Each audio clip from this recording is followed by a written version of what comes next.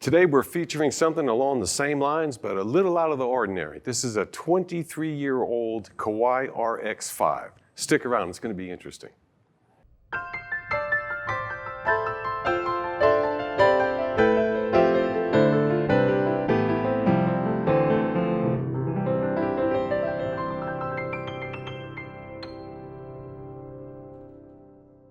Hi, this is Ted Barcelou with Alamo Piano Galleries.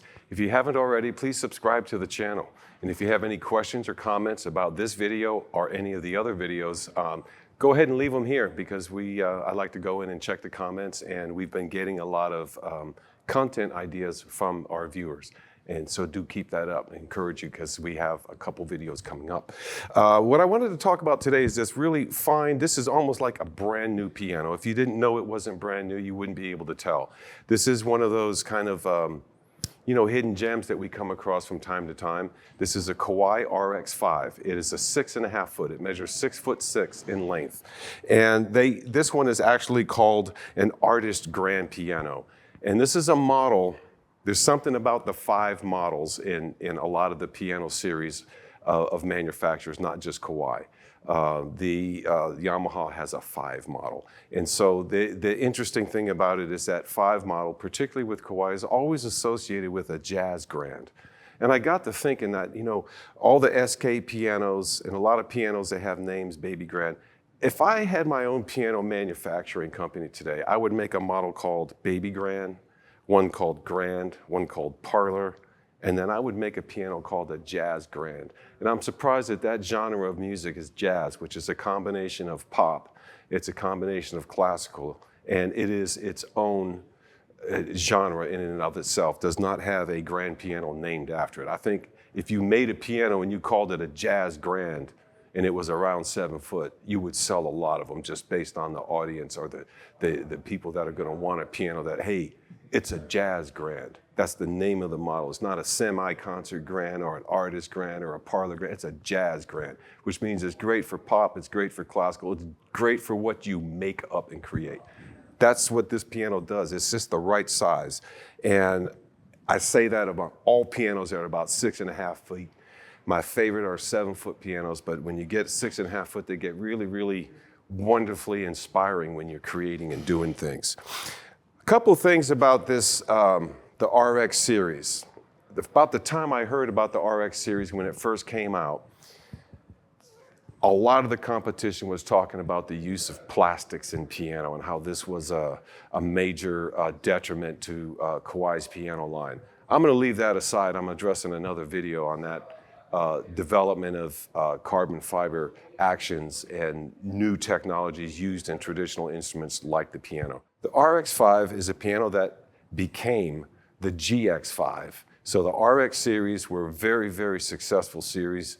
Kawai was brave and bold, and they put in ABS styrene, which was interpreted by his competitors as plastic action.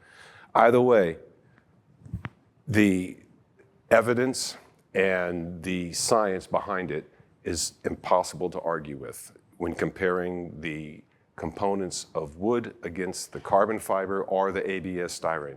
Now, granted, the carbon fiber that's featured in the Millennium 3 action is a bit denser and it's a lot stronger and it's more longer lasting than the ABS styrene. So with this concept of using and getting over the concept of being plastic in pianos, and locally we had a lot of piano customers would come in at that time, 20 to 25 years ago, and specifically ask, how much plastic is in that piano? And that tells me they had been shopping our competitor because they would put down everything Kawai because it had plastic in it. And meanwhile, Steinway would go out and hire that same company to build one of their sub pianos, the Boston line, even though that same manufacturer put plastic in their own pianos. So there was a lot of controversy that wasn't really fair.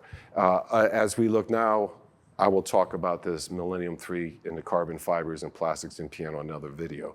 This RX-5 is a very inspiring instrument, and as a predecessor to the BLAK series, the GX BLAK series of Kawai, there are a lot of the same features, and no one ever gave Kawai credit for things that they were doing 20 plus years ago. And In the B-roll footage, you'll be able to take a look starting at the key bed. They built in large dust cavities, which I have seen on pianos serve their purpose. A lot of piano manufacturers do not put in dust cavities on their key bed. And so that dust stays on the action, gets onto the felt, it gets everywhere. That, and then the other thing is they also put in a steel reinforced key slip. So there's no warpage, there's no bending, and there's none of the key slips pushing into the keys to jam the action. There have been some improvements made when they went to the GS series. Besides swapping out the type of material to build the action, they actually enveloped a new type of system, which is their core piano system for the rim, and then their overlap stretcher bar, their solid feature of the soundboard coming around to the front. And a lot of those extra features are features that they picked up off of the Shigeru Kawai line and incorporated into the GX series. The RX series and the GX series are very, very similar. However, the GX series does have a lot of upgrades and kind of like improvements over the existing. But for right now, I want you to listen to this because we're going to do a comparison video against the GX-5 and the RX-5. And granted, this one is older, but at least you will be able to have some insight for how much similarities there are between the two. Let's have a listen.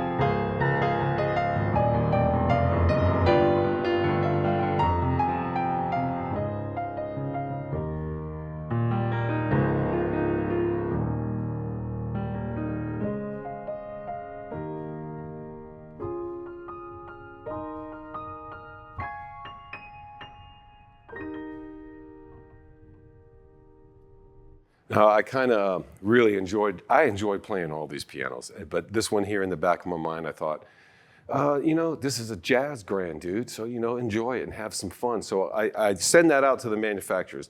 Think about inventing a jazz grand as a name for a product line, or just a jazz pianos or a jazz grand, and come up with certain dimensions for it. What really makes it a jazz piano? What makes one a classical piano? What makes one a parlor or an artist grand? And it's just, I don't know if it's to serve the potential placement or the potential budget. If you have any questions or comments about this piano in particular, or any of the GX or the SK series line, or anything else we have in the store, I do encourage you to shop our store at alamopianogalleries.com. A lot of the inventory featured on these videos, especially this one, is listed in there, and there's also a different demo video from this one.